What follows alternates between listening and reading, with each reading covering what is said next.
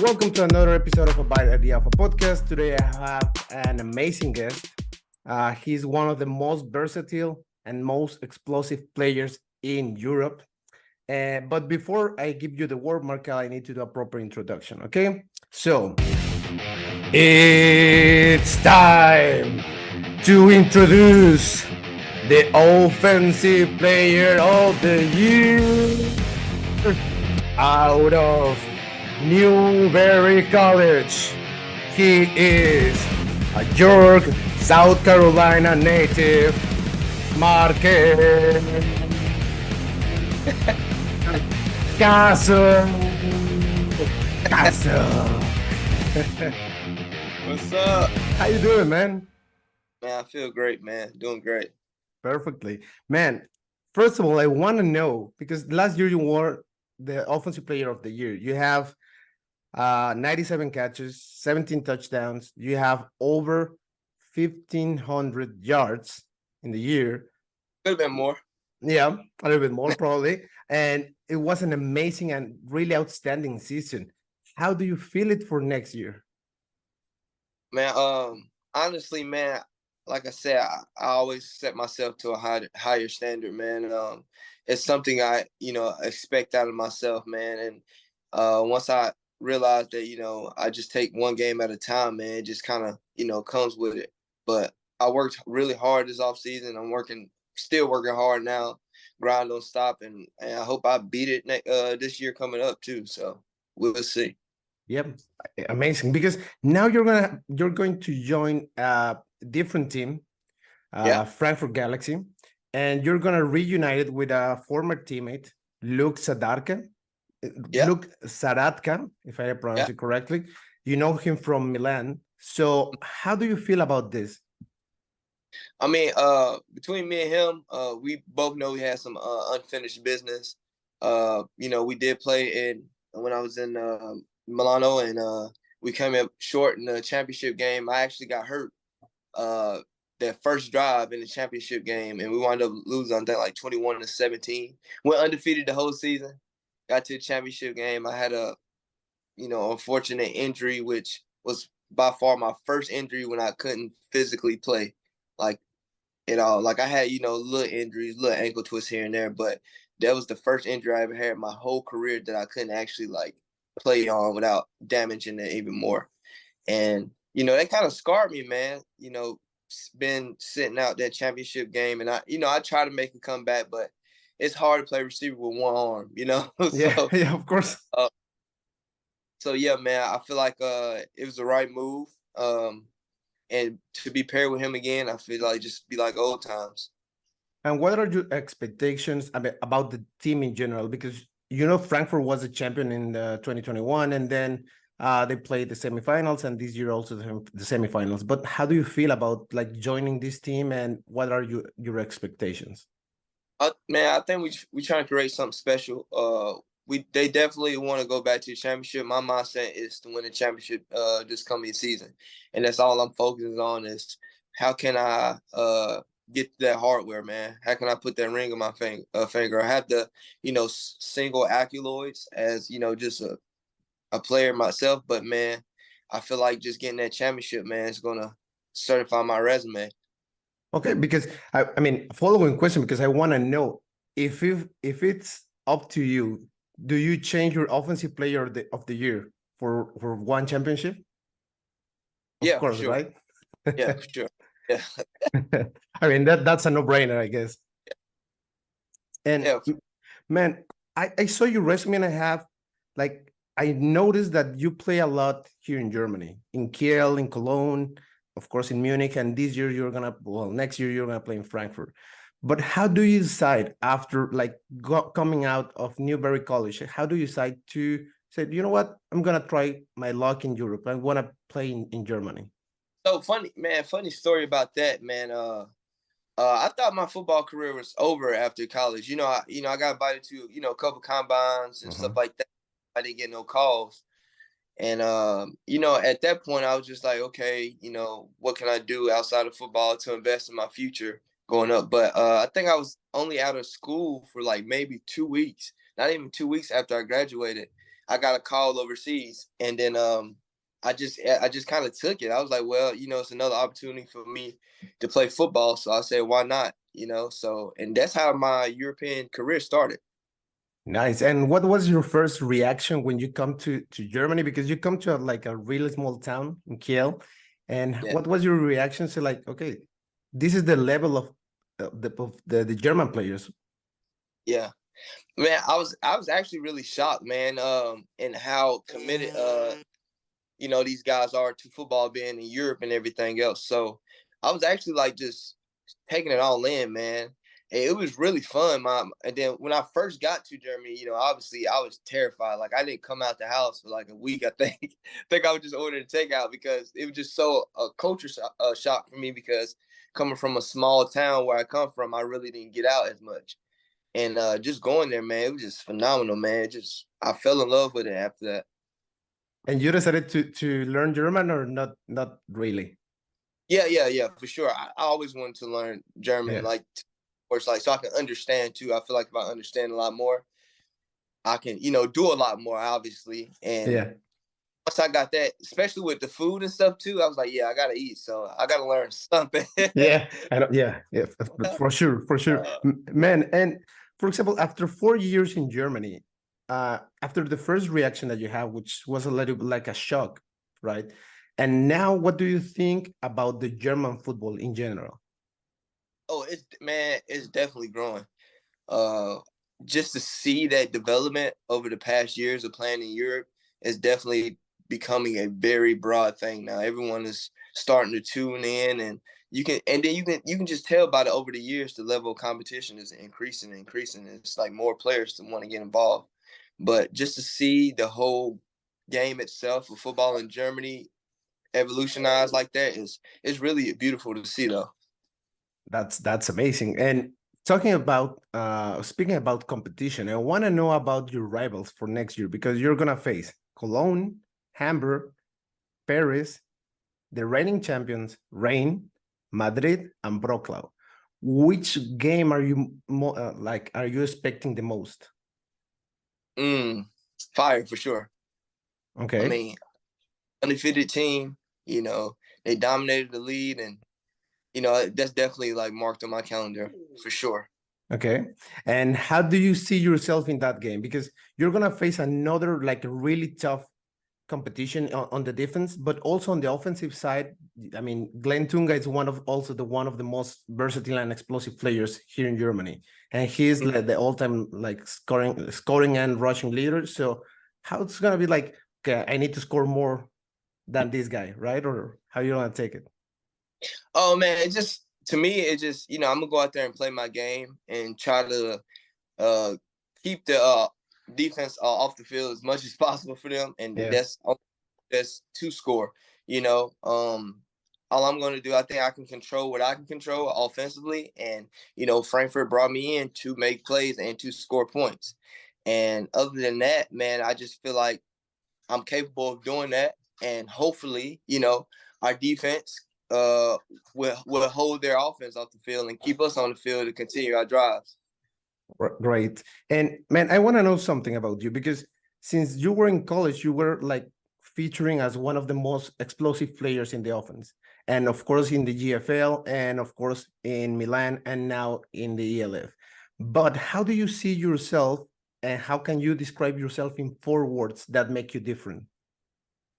Man, I I don't know if I can have 4 words to describe me that makes me different. Um, I can say I am consistent. Yeah. Throughout my career, that's one thing I say describes me. I can say my durability. I think that's a sleeper factor in a lot of players. My durability. I don't think I ever missed a game, even practice. I don't think I ever missed practice either. So I think my durability what stands out, and I think I feel like everyone has a work ethic, but I that describes me. I think my work ethic, is top tier. And 4, man, I don't know, man. I just have a knack to find the end zone and to find spacing. Yeah. So my playmaking ability I feel like I just have a knack to find the ball and you throw it anywhere in my facility and I can make something. Okay. So, and now, like, can you walk us through during your routine for game day? Because many players or many athletes, they have like this routine that I need to do this every time before game days. Do you have anything like that, or you have some music? Because I saw that you had Tupac on your wall. So Yeah, I love Tupac. But no, so my ritual, like a weird thing that some people say or may can relate to. I can't eat that much during game day. you get It's not nervous? it's not like I'm nervous because like I've been doing this, so I think I'm just so focused. Yeah. Like I just can't like think nothing else about like just the game. Like I try to eat, but I do it every now and then, but I just cannot eat. And one thing what did grow on me was warming up barefooted. I think I don't know, to me it's some type of energy thing, just Mm-hmm. feeling the earth or feeling the grass, being within one with the field. Like some type of, football spiritual type stuff. Yeah, I that's feel like nice. when like that and getting the blood flowing, getting the muscles loose, feeling the atmosphere, taking it all in. I think it gave me a better mindset to lock in and get ready to perform. And what type of music do you listen? Oh man, I'm a little bit everywhere. It all depends on my mood. Like sometimes, like my face will look like I'm listening to some hardcore stuff, but in reality, sometimes I be listening to like slow music, man, like R&B and stuff. Okay, okay, some romantic. Yeah, just romantic. I listen to some romantic songs in a minute. Like I listen to The Weeknd sometimes before a game. Like, so it Okay, just that get you going. Okay, I can understand that. Man, and now, for example, I mean, if people go into your social media, they can see a quote from Mahatma Gandhi. I want you to explain it for us, and it's be the change you want to see in the world. yeah, Gandhi. Yeah, can you explain a little bit why you like that one? Oh, because it's basically to me what it says to me. It just feels like you're in control of your life, and what you put out to the people, that's what they're gonna think of you, whether it's bad or good. And you can only control what you can control. That's how I get it out of that quote. And I feel like if I can be myself and I can be the best version to myself, I feel like I can be a best version to everyone else in the world. So I think if I keep spreading positivity, I think eventually you will get great energy back, And that's what I take from the quote. Great. And now, speaking about the best version of yourself, how do you see yourself like in three to 5 years? Uh, 3 to 5 years, I feel like I don't know, man. It's interesting. Like, I take every day, I don't try to look in the future too much. I think about, each day at a time. But honestly, I think I'll still be in shape. I think I'm gonna be that cliche grandpa or, uncle that still like racing his nephew in the yards, saying Yeah. I still, you know.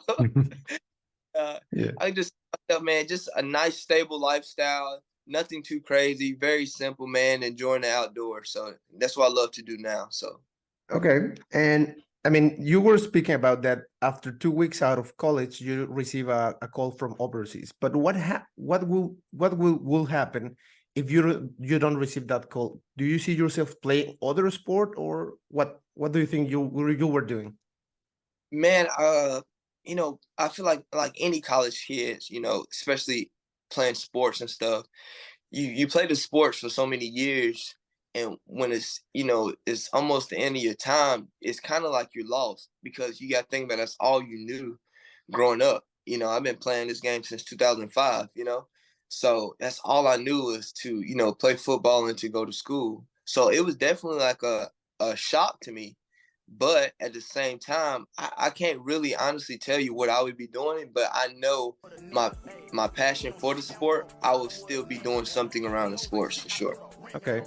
And speaking about your passion of for the sport, what do you think that you are doing to help spread the football, or yeah, spread the word here in Germany? Basically just taking what I learned and Mm-hmm. and like I said, I don't consider uh I don't think about mistakes. Mistakes is like it's like non-existent to me. I feel like it's more so it's more sort of learning. You're learning because you know when you make a mistake, you learn to not make that same mistake again. Yeah. So to me, I just taking what I learned and pushing that word out to other players and stuff like that to tell them this is what happened to me. This is what you should do it now so you don't make this mistake later. And I just think basically taking my mistakes and spreading the word out to other players and letting them know like, hey, this is what this is what this is, and this is how you can avoid it to elevate and be in a better spot than I was at this time. Yeah, and for sure. So you consider yourself a leader inside the locker room, right? Yeah, in my own way. And I'm Okay. not very cool. I can't say I think everybody leads in their own way. I'm more of a lead by example guy, but the older I have got, I became more vocal. And not only just saying I'm more vocal, like I'm loud and I'm a shouter or whatever. I choose when to the right time to speak. And I think once I know I'm not just a very vocal person, but I know when to be vocal. You know, certain times, there's always a time and a place. Yeah. And as I gradually embrace that role. And for example, what was the most difficult situation you and Munich faced last year, and you become more vocal with your teammates? Oh man, to be honest, the only thing I can say that was, you know, obviously we really struggled is just putting a new organization is always gonna have those growing pains. So I think it was just learning everybody out, just learning each other. I think that may have been a difficult situation as far as the season wise, but man, every single one of those guys came out and they played and they came to work and they showed out. So honestly, I can't really say too much other than, you know, being fresh in the league. Yeah. Okay, perfect. And also I want to know like if you, I mean, what is the best advice that someone give to you and that you can share with with your teammates? Oof. I have a lot of people trying to give me advice. I think the best advice I really got, and it's really simple and probably cliche, is basically control what you can control. Okay. And don't do too much, you know, do what you're good at and stick to it. And then don't be afraid to take criticism. Use that as a way to get better. So I think advice I would give, you know, to teammates, what I do give to teammates. Yeah. Nice. Man, so we're going to start, we're going to the last part of the podcast. And as you know, the name itself is a bad idea for podcast. So now it's your turn to share a bad idea that probably in the end turned out to be a good idea. Gosh. Okay, let's see a bad idea that turned out. Oh, no, man. I feel like every bad idea I had was bad. So, I think. Well, I honestly I don't have none, man. Mm-hmm. I can think that was a bad idea at first that turned out to be good. I don't know, man. I can't. I don't have any, man. No worries. You can say I only have good ideas. Yeah. That's a good one. That's a good question, man. Like I never really thought about that. Like, what's bad ideas? Like other than outside of sports, you know, maybe going out and having fun or something. That probably was a bad idea, but a good night anyway. Yeah. Some type of situation like that. But other than that, I think that's all I have though. Okay, no worries. It's all good because I mean, it's also good to have only good ideas because for you, I mean, I can assume this. It was a good idea to move to Kiel because you have like overseas experience, and as you mentioned, you have like a different knowledge from other people, right? And then moving to Cologne, Milan, Munich, and now in Frankfurt. And for example, do you know Frankfurt? Like, you been in Frankfurt before? Yeah, I actually got stuck there in Frankfurt. That's how that's how I found it out in Frankfurt. But I did stay in a very nice hotel there. Yeah. Shout out to Cologne for that when I was there. But yeah, I did explore a little bit during that time. Yes. Okay. Okay. So my final question. For you, do you see yourself as a coach for young players? Not, I mean, probably not only in North Carolina where you're living right now, or probably here in Germany as well. I can see myself as a coach. I do like coaching and stuff like that, but at the same time, I feel like I can manage my own organization. I feel like taking what I learned and being coached by different coaches and being around different organizations, I think I can run my own program efficiently and hire the coaches I think that have similar vision to what I'm trying to accomplish. So I think I see myself in more of the management role instead of coaching. I do like coaching, but I feel like management and hiring the coaches that I want to, I think that's more so my type role. Okay, so that was the last question, but I have another one because it was really interesting what was you saying. If you are a general manager here in Germany, here in Europe, in the European League of Football, which player you select first to build up your franchise? Yeah, dude, man, a lot of good talent for that to start off.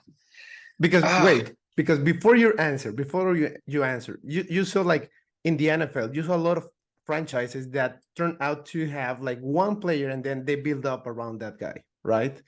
And sometimes it came out good, sometimes it came out wrong. But for you, which player was like said, I need to have this player in my team? Out of like, it's okay. I'm a general manager in Europe, right? General Europe, as you can say. Wow, man. If I can say, and I'm an offensive minded guy. Yeah. And I can if I can start my franchise, wow, that's tough. I think I would do what any other coach would do. I think I'll start in the trenches. Okay. I think I'll start in the trenches. Whether defense, if it's a defensive end or offensive tackle, I think I start on my line first. Okay. Yeah, makes sense. I think Madrid did that as well. I think their first pick was offensive tackle. Yeah, Carlos Carrasco, yeah. Yeah, but God, man, it's tough. Because it just, I feel like if you don't have a line, it's hard to. You can have the most skilled player in the world, but if you can't fall off, Yeah, of course.